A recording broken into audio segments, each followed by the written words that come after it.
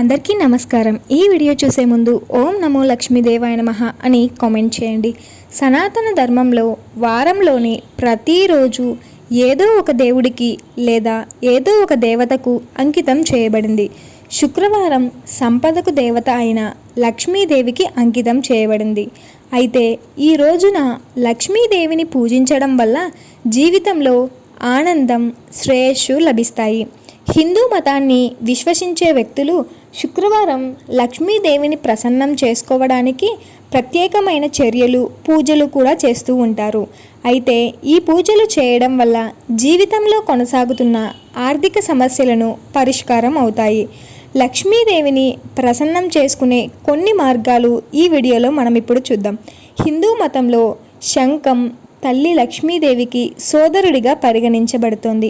అందుకే అమ్మవారి పూజలో శంఖాన్ని ఎప్పుడూ స్థానం ఇవ్వాలి।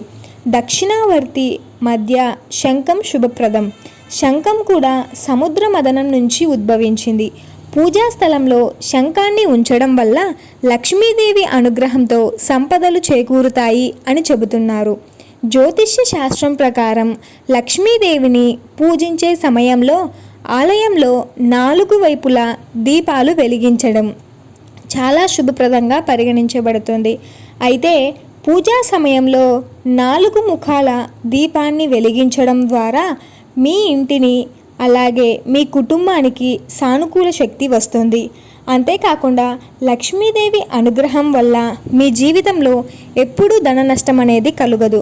మత విశ్వాసాల ప్రకారం ఇంటిలోని దేవుడి గదిలో శ్రీహరి విగ్రహాన్ని ఉంచండి।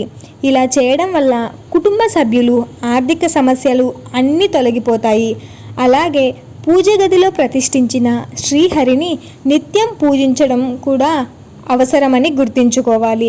లక్ష్మీదేవికి తామర పువ్వు చాలా ప్రీతికరమైనది కాబట్టి పూజలో తామర పువ్వును సమర్పించాలి। ఇలా చేయడం వల్ల అమ్మవారి అనుగ్రహంతో మీ వ్యాపారంలో ధనలాభం అలాగే నిరంతర పురోగతి కూడా ఉంటుంది।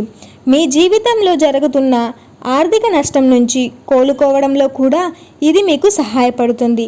మీకు ఈ వీడియో నచ్చినట్టయితే please do like, share and subscribe to my channel.